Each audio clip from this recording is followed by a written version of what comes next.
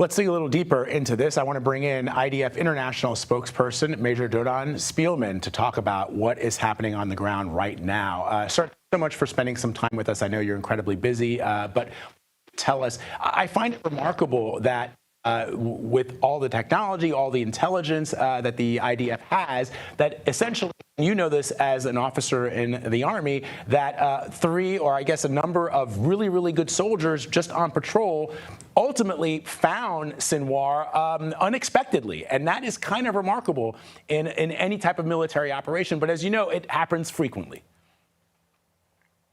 Thank you for having me, Vlad. I think that, Sinwar didn't fall from the sky. That would have been a great stroke of good luck. We did have some good luck, though, and these were not standard patrols. We have to understand that the IDF was operating on the assumption that there were terrorist commanders of Hamas operating in that area of southern Gaza, which is known as Rafah. We were acting on that intel, and the way that we moved forward through this area was restricting the movements of those terrorists to a narrower and narrower corridor, with the hope that senior terrorists, obviously Sinwar being the most amongst them, would leave their tunnel hideouts and try to seek shelter in another area like a fugitive and make a mistake. And in fact, that plan did work. We were lucky that it was Sinwar that did this. He moved into a building that had already been shelled. He was hiding out in the building with two other people. In fact, he made his last mistake, which was that they actually fired towards Israeli troops, attracting our attention. As we came closer, they threw grenades at our troops. We then shelled the structure. Sinwar was separated from the other two people who were guarding him. He fled with money and IDs. He's sitting in the chair exactly as you're showing on the screen.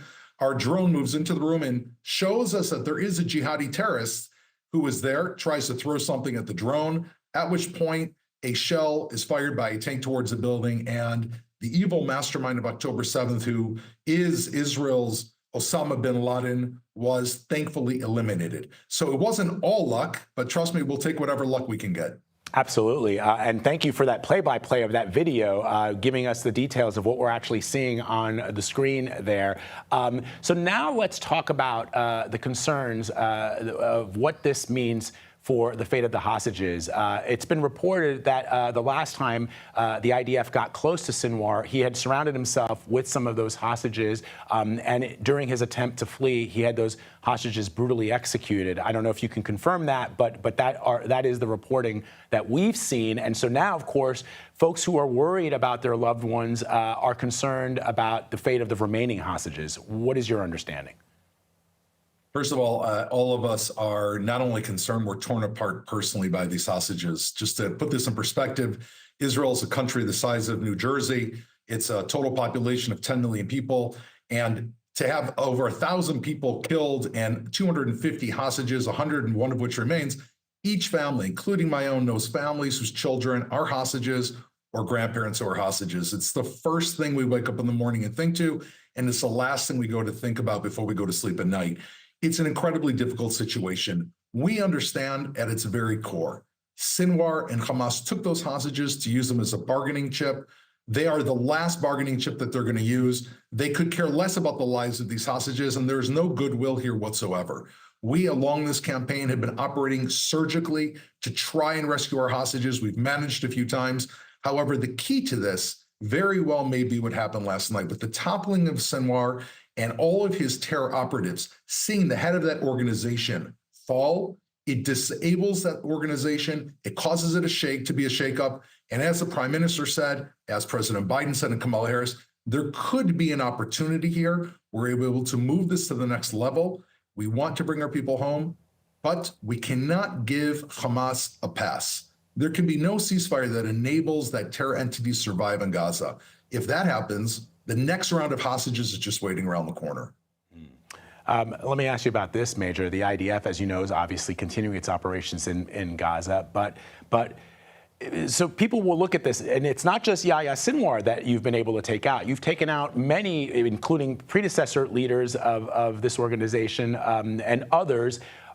Do you feel that you're achieving your objectives, your military objectives? I know the ultimate objective is to bring those hostages home and to destroy Hamas, but how do you feel you are along the path, the military as a whole? So first of all, we have to understand we're facing an enemy, which is Iran, the largest sponsor of state terrorism in the world.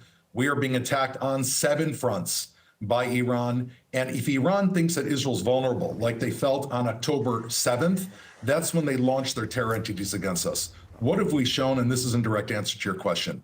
We have eliminated now Hassan Nasrallah, Yahya Sinwar, Mohammed Def, which is his number 2, and Ismail Haniyeh, the previous head of Hamas that was in Beirut, along with hundreds of other Hamas leaders. And the message is very clear, and this is an important military message.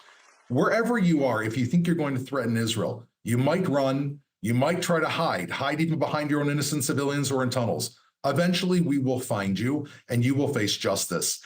That is an important message to terrorists or to anyone thinking about being a terrorist. That should dissuade them from entering into this foray. At the same time, we have made phenomenal military progress. Our troops have moved forward through Gaza, eliminated much of Hamas, but we are not at the day after until we can reach the day before the day after, which is the complete dismemberment of that military organization.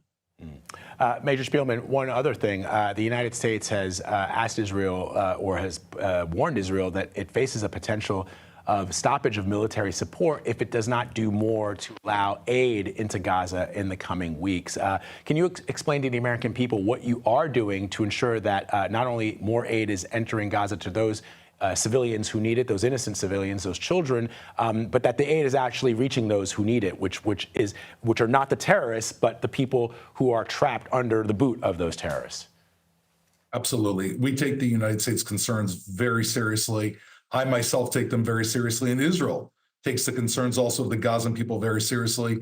We have sent in thousands of tons of aid since the beginning of this war, and we're continuing even today. We had over 60 trucks of aid reach into northern Gaza. The situation is incredibly difficult because still, whatever remains of Hamas, their first priority is to get their hands on that aid. Also, all the humanitarian agencies, whether it be the United Nations agencies, in most cases have not been helpful. They've been unhelpful about distributing that aid. And so it's an incredible challenge. However, we've taken it very seriously. We've ramped up as much ability as we can to allow that aid into Gaza. I don't want to see these pictures on the screen any more than you do. You know, this was really Sinwar's plan. He was hoping that he would starve his own people so that world pressure would come on Israel. And in that respect, there has been some success.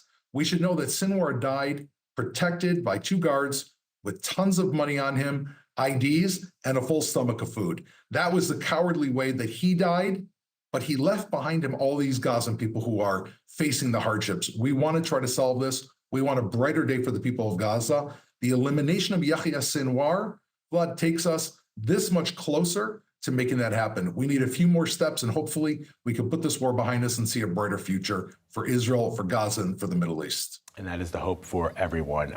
Major Doron Spielman, thank you very much, sir, for spending some time with us. Thank you. We appreciate it.